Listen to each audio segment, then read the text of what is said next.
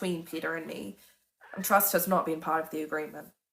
We're tributes, but the boy who risked a beating to give me bread, the one who studied me in the chariot, who covered for me with the red-headed Avox girl, who insisted Hamish knew my hunting skills. Was there some part of me that couldn't help trusting him? On the other hand, I'm relieved that we can stop the pretense of being friends. Obviously, whatever thin connection we'd foolishly formed has been severed. And high time, too. The games begin in 2 days, and trust will only be a weakness. Whatever triggered Peter's decision, and I suspect it had to do with my outperforming him in training, I should be nothing but grateful for it. Maybe he's finally accepted the fact that the sooner we openly acknowledge that we are enemies, the better. Good, I say. So what's the schedule? You'll each have 4 hours with Effie for presentation and 4 with me for content, says Hamish. You start with Effie, Canis. I can't imagine what Effie will have to teach me that could take 4 hours, but she's got me working down to the last minute. We go to my room and she puts me in a full-length gown and high-heeled shoes, not the ones I'll be wearing for the actual interview, and instructs me on walking. The shoes are the worst part. I've never worn high heels and can't get used to essentially wobbling around on the balls of my feet. But Effie runs around in them full time, and I'm determined that if she can do it, so can I. The dress poses another problem. It keeps tangling around my shoes, so of course I hitch it up, and then Effie swoops down on me like a hawk, smacking my hands and yelling, "Not above the ankle!" When I finally conquer walking, there's still sitting, posture, apparently I have a tendency to duck my head, eye contact, hand gestures, and smiling. Smiling is mostly about smiling more. Effie makes me say 100 banal phrases starting with a smile, while smiling, or ending with a smile. By lunch, the muscles in my cheeks are twitching from overuse. Well, that's the best that I can do, Effie says with a sigh. Just remember, Katniss, you want the audience to like you.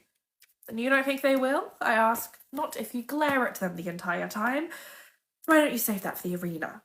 Instead, think of yourself as among friends, says Effie. They're betting on how long I'll live, I burst out. They're not my friends. Well, try and pretend, snaps Effie. Then she composes herself and beams at me.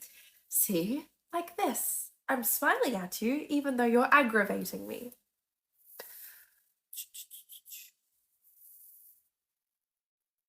Yes, it feels very convincing, I say. I'm going to eat. I kick off my heels and stomp down to the dining room, hiking my skirt up to my thighs. Peter and Hamish seem in pretty good mood, so I'm thinking the content session should be an improvement over the morning. I couldn't be more wrong. After lunch, Hamish takes me into the sitting room, directs me to the couch, and then just frowns at me for a while. What? I finally ask. Trying to figure out what to do with you, he says. How we're going to present you. Are you going to be charming, aloof, fierce? So far, you're shining like a star. You volunteered to save your sister. Cinna made you look unforgettable. You've got the top training score. People are intrigued, but no one knows who you are. The impression you make tomorrow will decide exactly what I can get you in terms of sponsors, says Hamish. Having watched the tribute interviews all my life, I know there's truth to what he's saying. If you appeal to the crowd, either by being humorous or brutal or eccentric, you gain favour. What's Peter's approach? Or am I not allowed to ask, I say. Likeable.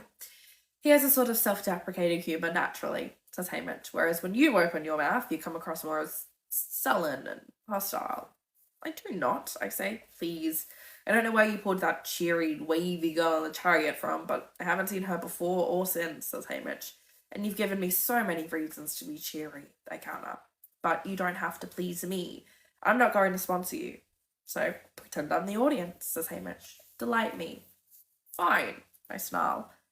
Hamish takes the role of the interviewer, and I try to answer his questions in a winning fashion. But I can't. I'm too angry with Hamish for what he said, and that I even have to answer the questions. All I can think is how unjust the whole thing is, the Hunger Games. Why am I hopping around like some trained dog trying to please people I hate? The longer the interview goes on, the more my fury seems to rise to the surface, until I'm literally spitting out answers at him. All right, enough, he says. You've got to find another angle. Not only are you hostile, I don't know anything about you. I've asked you 50 questions and still have no sense of your life, your family, what you care about. They want to know about you, Katniss. But I don't want them to. They're already taking my future. They can't have the things that mattered to me in the past, I say. Then lie. Make something up, says Hamish. I'm not good at lying, I say. Well, you better learn fast. You've got about as much charm as a dead slug, says Hamish. Ouch. That hurts. Even Hamish must know he's being too harsh because his voice softens. Here's an idea. Try acting humble. Humble, I echo. That you can't believe a little girl from District 12 has done this well.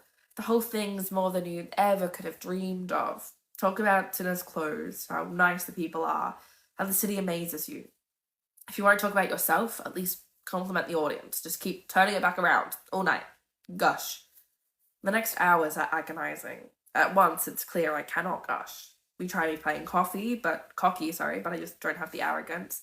Apparently, I'm too vulnerable for ferocity. I'm not witty, funny, sexy, or mysterious. By the end of the session, I am no one at all.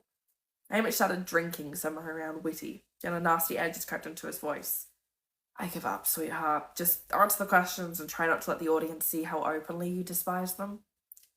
I have dinner that night in my room, ordering an outrageous number of delicacies, eating myself sick, and then taking out my anger at Hamish, at the Hunger Games, at every living being in the capital, by smashing dishes around my room.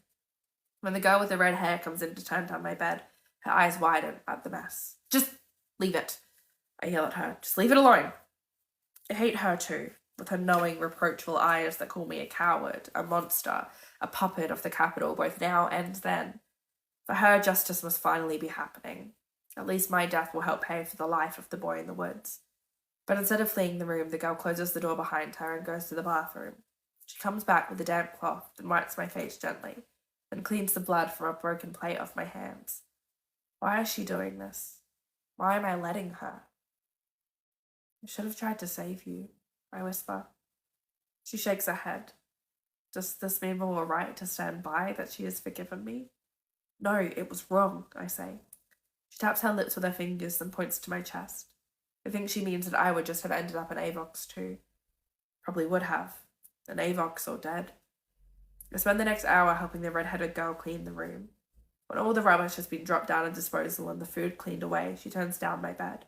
I crawl in between the sheets like a 5-year-old and let her tuck me in. Then she goes. I want her to stay until I fall asleep, to be there when I wake up. I want the protection of this girl even though she never had mine. In the morning, it's not the girl, but my prep team who are hanging over me. My lessons with Effie and Hamish are over. This day belongs to Cinna. He's my last hope. Maybe he can make me look so wonderful no one will care what comes out of my mouth. The team works on me until late afternoon, turning my skin into glowing satin, stenciling patterns on my arms, painting flame designs on my 20 perfect nails. Then Vania goes to work on my hair, weaving strands of red into a pattern that begins at my left ear, wraps around my head, and then falls in one braid down my right shoulder. They erase my face with a layer of pale makeup and draw my features back out. Huge dark eyes, full red lips, lashes that throw off bits of light when I blink.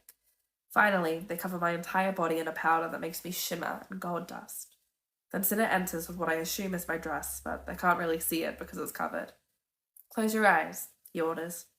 I can feel the silken inside as I slip it down over my naked body, then the weight. It must be 20 kilos. I clutch Octavia's hand as I blindly step into my shoes, glad to find they are at least 5 centimeters lower than the pair Effie had me practice in. There's some adjusting and fidgeting, then silence. Can I open my eyes? I ask. Yes, says Cinna. Open them. The creature standing before me in the full-length mirror has come from another world, where skin shimmers and eyes flash, and apparently they make their clothes from jewels. Because my dress is entirely covered in reflective precious gems, red and yellow and white, bits of blue that accent the tips of the flame design. The slightest movement gives the impression I am engulfed in tongues of fire. I am not pretty. I am not beautiful. I am as radiant as the sun. For a while, we all just stare at me. Oh, Cinna, I finally whisper. Thank you. 12 for me, he says. I hold out my arms and spin in a circle. The prep team screams in admiration. Cinna dismisses the team and has me move around in the dress and shoes, which are infinitely more manageable than Effie's. The dress hangs in such a way that I don't have to lift the skirt when I walk, leaving me with one less thing to worry about. So all ready for the interview then? Asks Cinna. I can see by his expression that he's been talking to Hamish, that he knows how dreadful I am. I'm awful. Hamish called me a dead slug. No matter what we tried, I couldn't do it. I just can't be one of those people he wants me to be, I say. Cinna thinks about this a moment. Why don't you just be yourself? Myself? That's no good either. Hamish says I'm sullen and hostile, I say. Well, you are around Hamish, says Cinna with a grin. I don't find you so. The prep team adores you. You even won over the game makers. And as for the citizens of the capital, well, they can't stop talking about you.